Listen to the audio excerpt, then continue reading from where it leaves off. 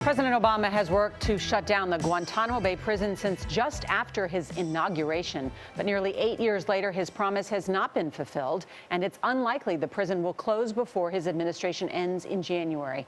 President-elect Trump has different ideas. He wants to put more prisoners in the controversial facility. And only on CBS This Morning, Margaret Brennan is at the prison in Cuba with the debate over its future. Margaret, good morning.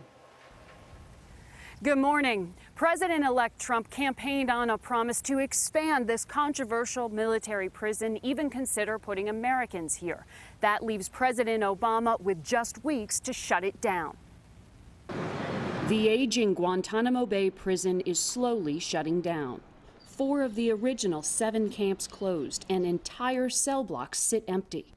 Over the past 8 years, 180 detainees have been released. But unless President Obama defies Congress, Guantanamo prison will not be shuttered before he leaves office. And his successor has vowed to reverse course. And we're going to load it up with some bad dudes, believe me. We're going to load it up. Admiral Peter Clark commands the Guantanamo detention facility. He said there is plenty of room for more detainees, but he would refuse to use harsh interrogation methods like waterboarding, which Donald Trump has considered reviving.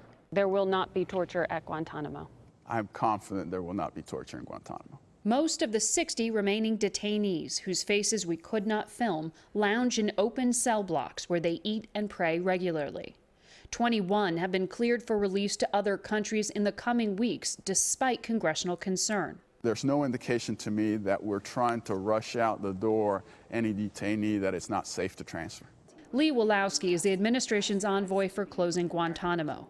He cited the exorbitant cost, soon to be $10 million per year per detainee, and the security risk of keeping it open. We've all seen how ISIL is inspired by Guantanamo by putting its prisoners on their march to execution in Guantanamo-type orange uniforms. But there are still detainees too dangerous to release, like 9/11 mastermind Khalid Sheikh Mohammed.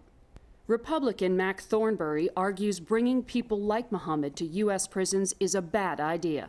The fear is they will be a magnet for other terrorists to come and either try to break them out or just to punish the communities. Lee Wolowski disputes that. Well, to date, there's absolutely no evidence of that. We have consistently housed dangerous terrorists in our federal prison system without incident.